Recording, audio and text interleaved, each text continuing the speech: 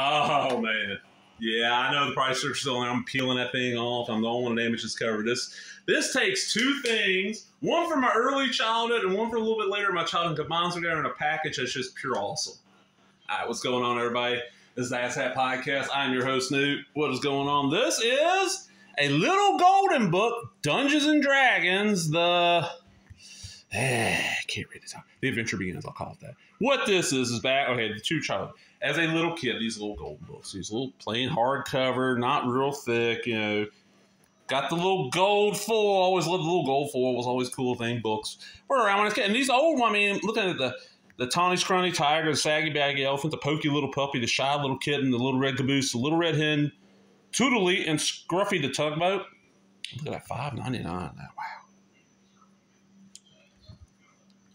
I had a pile of those.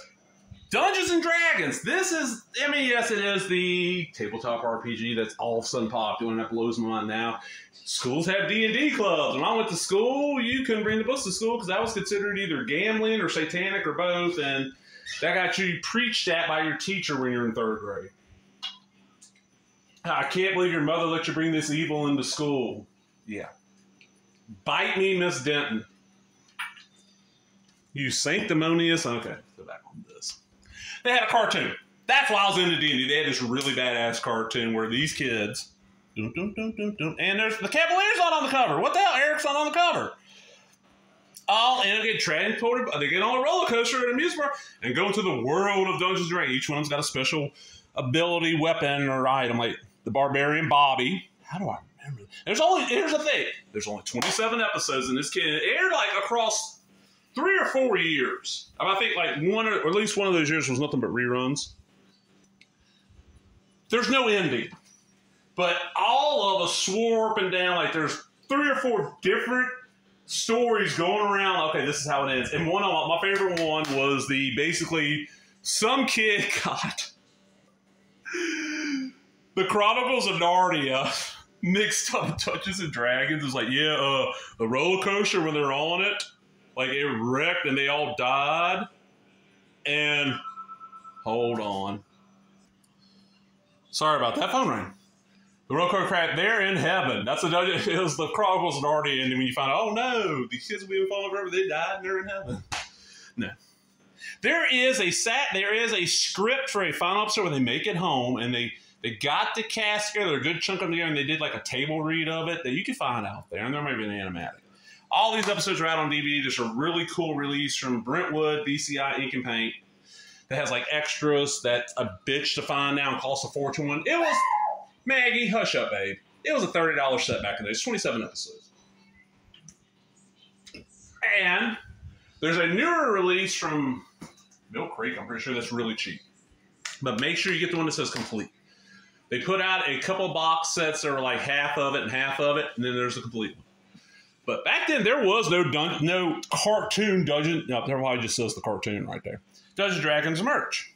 Okay, Bobby the Barbarian. Presto the Wizard. His was a magic hat that never gave him what he wanted. He had the club that could hit the ground, cause cracks, and like made him strong. This is Hank, I'm pretty sure. He's the ranger. He's got the bow that shoots the arrow. I don't remember her name right now. Shit. She had the extending staff, a bow staff, and then the thief girl. They had the cape that made her invisible. So let's get going on this because I'm already rambling for a minute. The adventure begins. I'll let you put your name in here. This little golden book belongs to Newt, motherfucker. And this is from. Oh yeah, this ain't for kids, everybody. I mean, this book definitely is. 2023. Once, not so long ago, 6 friends went on an amusement park ride and rode the exciting Dungeons and Dragons ride. They had mechanical wizards, monsters, and dragons. Suddenly, everything around the friends began to twist and twirl and swirl around them. I don't like this, one of them yelled, just as... Uh-oh. Then look, there's a beholder, there's a mind flayer. I played D&D back in the day. They were pulling a mystical round. They couldn't believe it. Dungeons and Dragons are real, including the dragons. There's Venger, there's the Dungeon Master, there's Tiamat. The friends found themselves near a duel between a 5-headed giant dragon, an evil sorcerer, and an impish magical being. Seeing that the children were in danger, the magical being cast a spell to transform each of them one by one.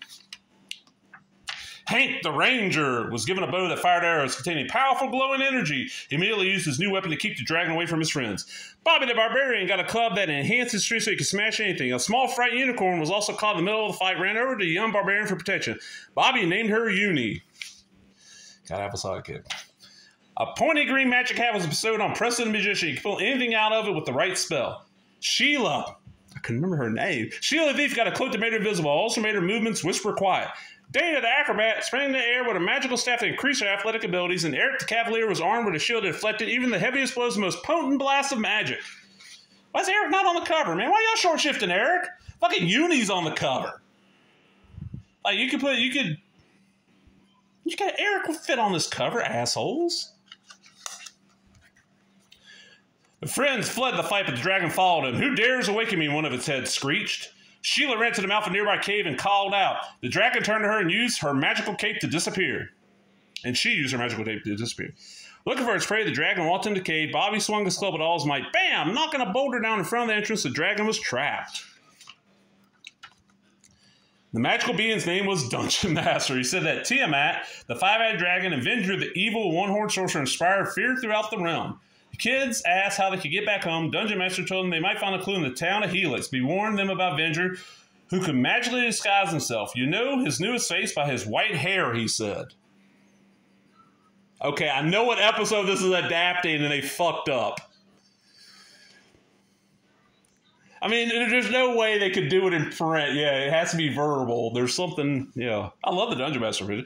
Oh, look at this. On the way to Helix, the kids discovered a floating castle, Merlin the Magician. They hoped he could help them return home. Someone's going to have to help us get up there, Hank said, and just like that, a golden ladder dropped from the clouds. Merlin welcomed the friends to his castle, but Sheila remembered Dungeon Master's warning and whispered, he's got white hair. But the old man laughed and lifted his head. He was completely bald. His white hair was a wig. Just then, Tiamat attacked the castle. Merlin told the kids that nothing could escape from his dungeon, so they used their magical weapons to trick Tiamat into falling through a trapdoor in the floor. Now the dragon was locked up and couldn't do any harm. Merlin promised that he'd put some thought into getting the kids home. Before he could do that, he needed an assistant to share all his magical knowledge with. He offered a job to Presto. The others couldn't believe it, but Presto said yes. If Merlin's not going to help us, they would go to that Helix place, Eric said. The others wanted to wait for Presto, but Merlin told them they should continue on their journey to find their way back home. Good art. I mean, look. Decent looking Merlin. Got Presto holding the White Rabbit, Sheila, Hank, Eric. In the village of Helix, the kids struck up a conversation with the villagers. Much to their surprise, they learned that Merlin had been dead for thousands of years. They realized that the person they had met hadn't been holding a white rabbit, he'd been holding a white hair, they said in unison. See? That's what, yeah. They meant Merlin was really Vindra. Oh, God, Vindra. Back at the castle. Presto had tried to use a book of spells to find a way home. It was just a trip of Vindra to the evil sorcerer's light. Presto had accidentally released a swarm of terrible dragons that would destroy Helix. Oh, no. The kids raced back to the castle. Only hope was to free Tiamat. That's a terrible idea, said Eric, but it worked. The five-head dragon attacked Vindra. You have won for now, Vindra grumbled as he escaped. Tiamat smashed through the stone walls in pursuit of the fleeing villain. Looking through Merlin's big book of spells, Presto quickly found the right spell to cast. In the name of Merlin and Tom of Sorrow, banish winged demons, let there be tomorrow, he chanted. And with those words and poof of magic, the dragons disappeared. You did it, Hank shouted. The village was saved and Vindra had been defeated. Everyone cheered.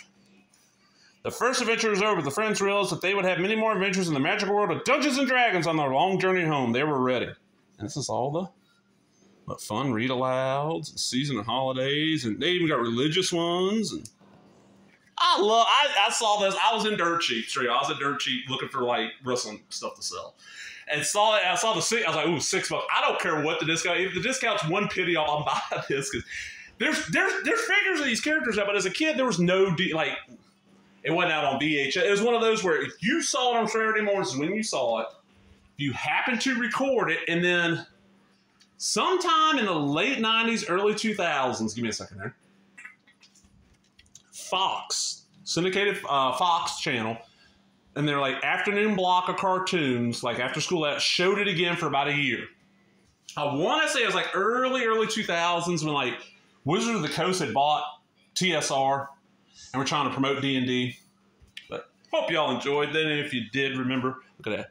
I tell you, give me 2 thumbs up. You can't, so just give me 1. Give me a thumbs up.